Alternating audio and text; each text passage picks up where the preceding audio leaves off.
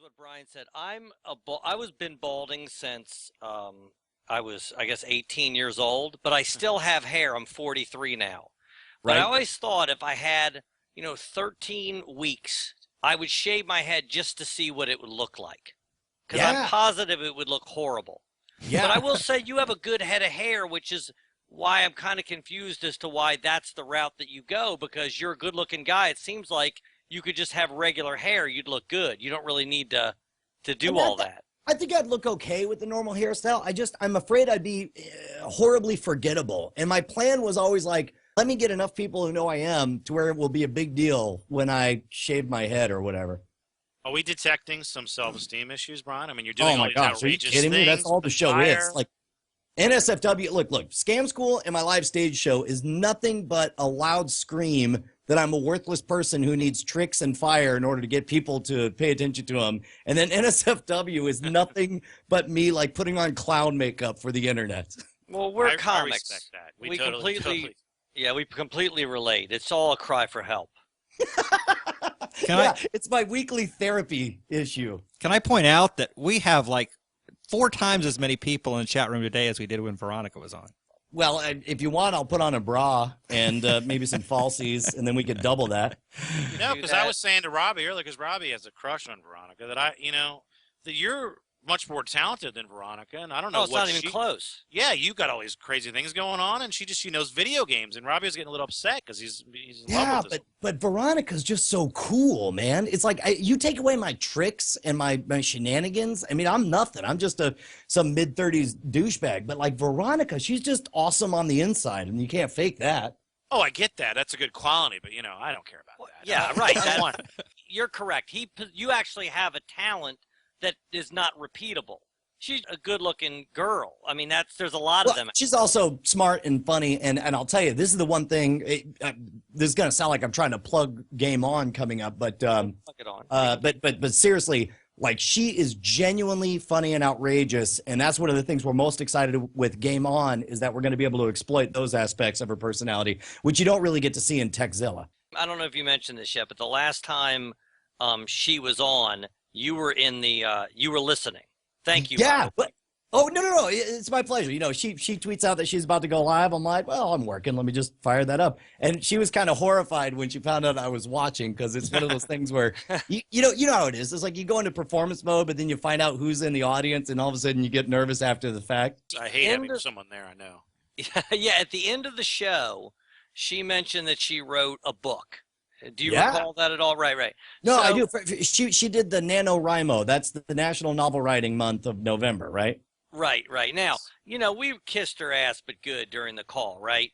But at the very end, she started explaining her novel, which she seemed embarrassed by, and I said it sounded like a horrible premise. I said that. Now, I must have been off by this moment because I didn't hear any of this. What did she say? What is the premise? She didn't say anything. The premise, it's so bad. It's these bear-like Ewoks, and they're running around. I don't know. Can you explain it better? The point that I was trying to make, and if you didn't listen, then I can't really ask you the question, is the call went really well, but then these guys were mad, like I insulted her at the end, and I wanted to know if you felt the same way. But if you didn't listen, then... I missed that last part, but let me say in advance that like seriously, if we want to end the whole interview with a giant contest of who can insult me the worst, I think I got you beat on that one, because like I've got no self-esteem whatsoever. we're not trying to. That's what I'll end by weeping. It's like I do my hair up and paint it green while I jerk off into my mom's underwear. Oh, jeez. Well, these guys, it's the guys that were on before me. They're the ones that are very, I don't know if it's insecurity or whatever, but what happened was we had a conversation with her. It was fun. It went really well. But then there was one conversation at the end where she wrote this horrible book, and we made fun of it. And then she was fine and she left. Well, the next day they had like a little private conversation about me, about how I screwed up the relationship and blah, blah, blah, blah, blah. Right. So I was just wondering if anybody that actually knew her thought that had happened. But it seems like she's cool and that she gets it. But again, because of the insecurities of these two and the private conversations, I just need someone on my side. No. Let me jump in. Okay. It's not Veronica. Clearly, she was a great guest. We loved her. She's awesome, and you could tell that this writing was kind of new for her, and she was stepping out of her comfort zone, and she was, I wouldn't say embarrassed, but she was a little unsure of if it was going to be good, and Joe sensed this and decided to pounce on her. Well, wait a minute. That's not. She also mentioned she was trying to explain the premise, and then she said, "This is awful." She said that, and But I just it's like if agreed. someone gets a haircut and they say, "I don't know if I really like it. I'm not sure the color," and you go, "Yeah, it's awful." You don't say that. Yeah, no, Well, I'm on your side on that one. That's like a plea for like, I'm going to say it's awful, but I'm hoping that you'll explain to me that you see the potential in it. But then like Yeah, to just no. turn and say, yes, it's awful. That's like, ouch. Brian, we Yeah. all know that Veronica's like a genuinely sweet person, but would you describe her as somebody with a thick skin or somebody who's kind of sensitive? No. I think she's totally thick-skinned. I mean, Of course. to be honest, it's really weird to we've had Veronica several times on NSFW show, and I've always been intimidated by her because she's so famous and beautiful and talented and all these things, and it's like, what do I got? But it's been really interesting since we've done the pre-production work for Game On. Like, she is way funny and excited about going outside of the way most people know her for this show, and it's like, I mean, I think she can handle it. She's a tough broad. Even if she wrote a horrible, horrible book. He, Well, he, hold he on. You can't haven't stop. read it yet, though. You haven't read it yet. I know. I'm just kidding. Now, tell us about you.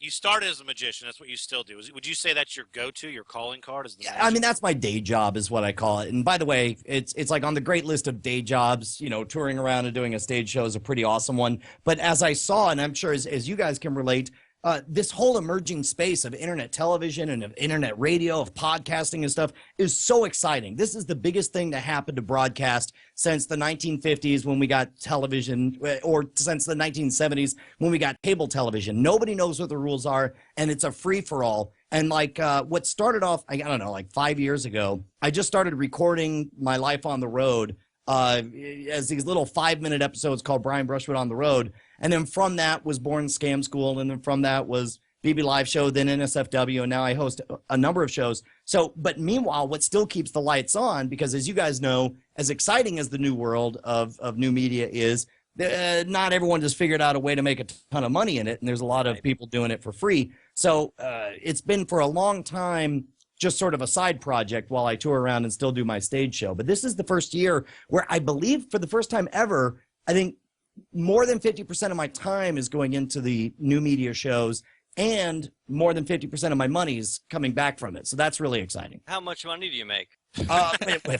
I get exactly $20 in a taco for every live appearance, and I expect one from you guys. No, are you rich? I mean, I want to know that. I mean, No, it no, looks no. like I'm very, very comfortably middle class, and that's one of the things that excites me about the internet is Michael Robertson, the guy who created MP3.com, predicted this almost 12 years ago, back in 1998, I think, or I guess over 12 years ago. He predicted that internet distribution would cut out the middleman and allow for the first time for the rise of what he called the middle class rock star. And I thought that was a great idea.